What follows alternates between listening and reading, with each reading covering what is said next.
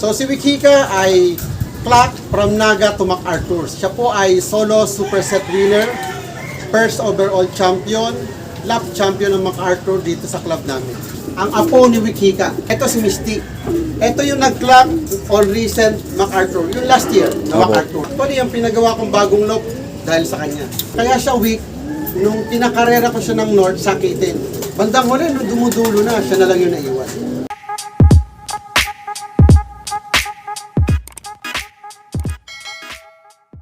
Yon, magandang araw sa inyo mga kaibon. Nagbabalik ang Juan Arturo Vlogs, and for today's video, nandito naman tayo ngayon sa Angono, Rizal, at may nabisita na naman ulit tayong malupit na pigeon puncher. Kung gusto nang makilala at makita, tara samahan nyo ako, let's go. So good morning everyone, lalong-lalo na dito sa bumisita sa akin, Juan Arturo Vlogs. So welcome kayo dito sa MC Lop, dito sa Mahabang Parang. Yo. Nga pala si Manny Zamora, currently ako ang presidente ng ARPCI. So, welcome dito sa aking look. So, ito nga pala ang aking breeding section. So, dito pinoproduce yung mga nagiging champion natin. Ayun. Sir, pwedeng makita yung foundation bird mo na dito. So, okay. Papakilala ko sa inyo. Isa sa mga best foundation ko dito. Ako rin ang nag-produce. Ako ang nag-raise. Siya na rin yung main producer ko dito sa loob. So, kumikilos siya from sa anak, apo, hanggang sa mga iba't ibang process. Ayos, So, solid. ito nga pala si Wichika. Solid na breeder to mga kaibon. Yan. Ito nga pala si Wichika. So si Wichika ay champion ng MacArthur Race 2018. 8 MacArthur National Race. Solid. So si Wichika ay clock from Naga to MacArthur. So wala itong butas. Siya po ay solo superset winner, first overall champion, lap champion ng MacArthur dito sa club namin. Grabe, di gaano ka kasi sir nung dumating yan yung galing MacArthur po? Nako, hindi mo matatawaran ng saya. Actually, second day na siya dumating. First day noon, Saturday, walang umuwi. So, 4:30, mga ganung time, gising na ako. So, yung excitement, hindi mawala eh. Tapos hindi ako nagpatay ng ilaw dito sa loob. So, mga bandang gutom ako noon eh. Halos nagkape lang. Dumating siya 7:26. Actually, hindi ko nakita yung pagdating niya. Naramdaman ko. Kasi pagka ang ibon, sa process ng derby, kasi ako mahawak ako sa ibon, mahilig ako magsubo, magkakaroon kayo ng connection. Actually, itong breeder ko na to nasa baba pa sa baba. Dito sa loading station ngayon ng ARPCI. Nagpapatuka ako noon, mga 7, sabi ko wala pa naman yung ibon. 7 AM, nag-start ako magpatuka ng mga breeder. Madami, ito na yung stock ano ko eh. So bigla akong parang kinilabutan, sabi ko, dyan na yata si Wichika. Siyempre kasi normally may manok ako, plus nag-iingay yung ibon. So naramdaman ko na nandiyan siya. Pagtingin ko sa loob, nandun na siya. Actually si Wichika is second dropper siya noong 8 MacArthur Race. Oo, Ang so unang lumapag noon, taga Quezon City. Tapos second clacker siya. So yun, medyo ibang dating. Nagkagulo na dito sa bahay. Wala nga si Mrs. Nagsisisigaw na tayo. Tapos tinawagan ako ng PHA organizer. Sabi niya sa akin, sir, dapat ang ibon mo madala mo within 2 hours. Eh syempre, ang layo ko, Angono to PHA. Hindi ko alam kung ano, magmumotor ba ako o magkokotse. Buti na lang doon sa mga concern na kaibigan natin sa Manila. Sabi niya, sir, magdala ka ng sasakyan, hindi naman traffic. So yun, biyahe kami. Habang bumabiyahe, hindi tumigil ang phone ko talaga sa kanina. So ito po siya. Producer ko na rin siya. Marami na tong inanak na champion from anak, apo, hanggang apo sa kalingkingan.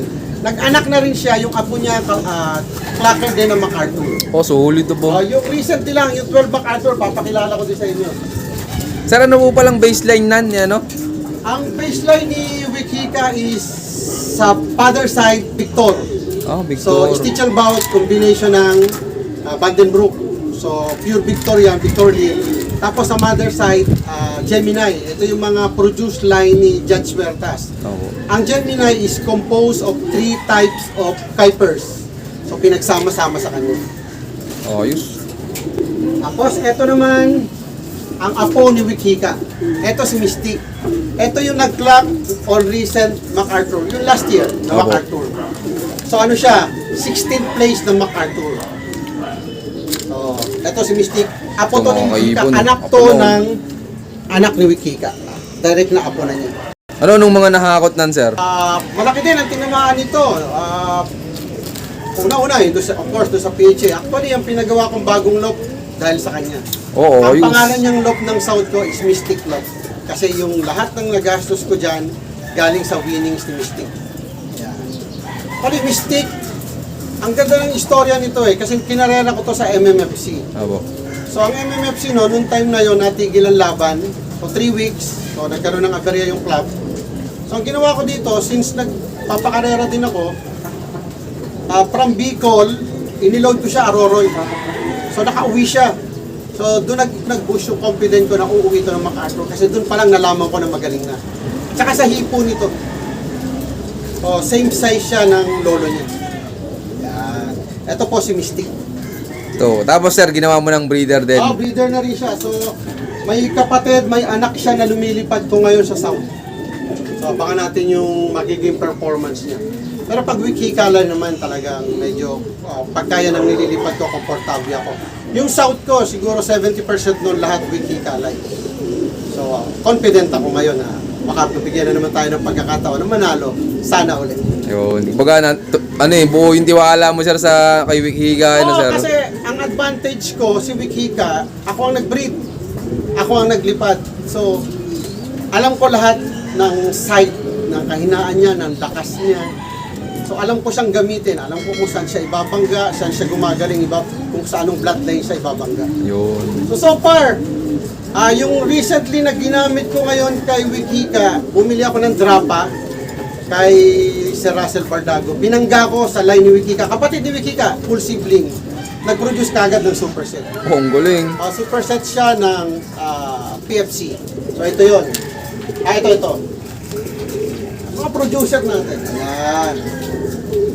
Superset winner ng PFC. So, pumarte tayo dito. Ayan. So ito, pamangkin to ni Wikika, cross drapa.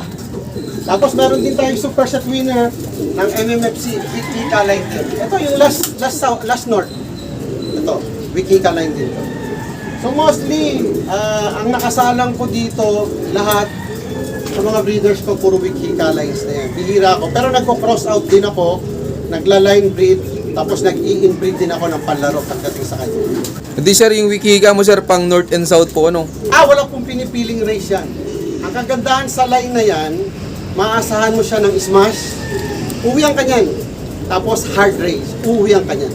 Galing. Tsaka ang speed niya, maintain lang siya, 900 hanggang 11. Hindi yan lalayo dyan. Pagka ang line ko ng Wikika bumaba ng 800, alam ko na may nangyari. Alam ko na hindi uwi. Lalo na especially derby. So, ganun ko tinitingnan yung line na yan. Talagang gamay na gamay mo na yung ibon na yun, sir, ano? From head to foot, tayo nag-breed yan Tapos, kinross ko sa iba't ibang line. Ang best pairing ko dito kay Wikika, NMAX. Pag siya binread ko kay NMAX, sigurado ko yung anak niyan, ikilos kahit pa paano. Yun. Pero, sir, pwedeng malaman kung bakit Wikika ay naipangalan mo sa ibon na yan, sir? Kaya Wikika yan, actually, pinaganda ko lang. Kaya siya weak, nung pinakarera ko siya ng North, sakitin. Lagi yan may one icon. Hanggang third lap, may one icon dyan. Magang-maga ang mata. Actually, doon sa loading station na pinagkakargahan ko, sinasabihan ako, huwag ko na i-load kaya lang live. At saka si Wikika, hindi mo alam ang gender niya kung kak o hen. Kasi napakamahiyain. Hindi yan mahiling makipag-away. Hindi siya magulo sa loob. So, hindi ko siya favorite. Actually, si Wikika, hindi ko nga in-entry ng OB. Lahat ng ibon ko ng YB, in-entry ko ng OB. Siya lang ang hindi. Kasi yung confident ko, wala Bandang huli, nung dumudulo na, siya na lang yung naiwan. Tapos, maganda talaga, habang lumalayo, bumibilis na siya.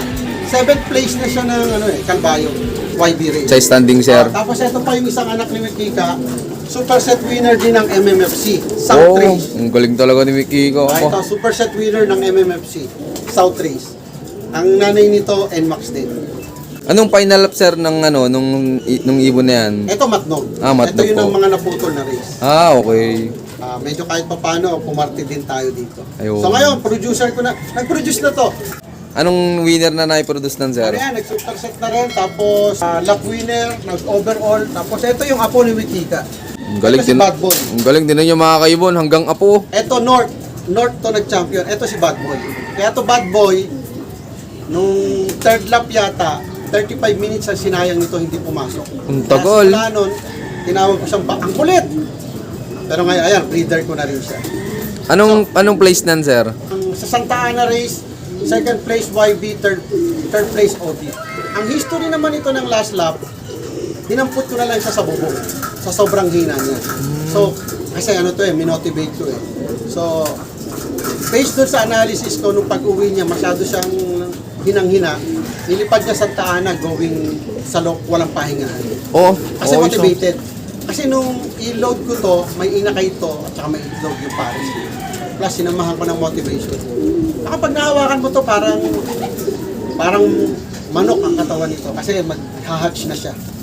Marami akong nag-produce. Ito rin, producer ko ng Apo ni Wikika. Super set ko dito ng MM. Complete locking dito. Galing Apo ni Wikika. Ang galing ni Wikika. Ito, Apo na to. Nagpasa ng galing. Ito mostly, puro Wikika lines na itong nakapares. Ito nag-produce na rin to. Ito, Apo ni Wikika. Nag-produce na to ng champion. Ito, Apo na to Apo. So yung anak nito, Apo sa tuhod, nag-champion sa MCPR.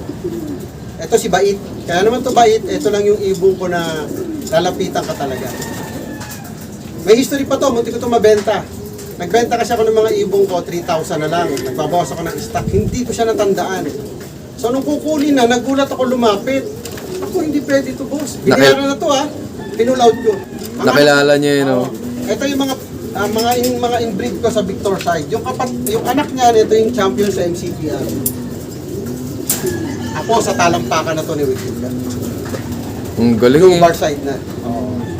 Complete clocking to ng MCPR. Super set winner. di sir, saan club ka po mga nalaro? PFC, MM, NHPC. Yung MCPR parang inilaro ko siya doon kasi invitational. Doon ko in-entry yung ibon ko. Yun. So yan, ito ang ating lock. Ito tatay ni Bad Boy. Pure Gemini. Ito, tignan nyo. May ilang taon na to, sir? 2014 to. Direct to kay Judge Huertas. Ito yung mga Gemini lines ko. Ito mga producer. Naka-cross siya. Ito. Wikika and Max. Ito naman, ang nanay ni Lady Bunker. Si Lady Bunker, anak ni Wikika, nag-champion sa NHPC 10K band. Galing. Ako ni Wikika, pareho si Lady Bunker.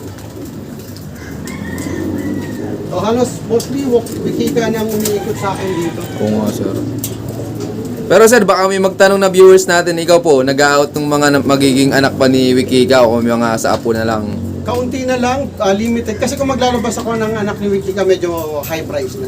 Kasi normally panggamit ko na lang siya at saka pang stock. So bihira na ako maglabas talaga ng mga anak niya. Yun, maraming salamat sir. Yun, shoutout nga pala sa inyong lahat. Maraming salamat siyempre sa patuloy yung suporta. At yun, meron ulit tayong pa-shoutout ngayon.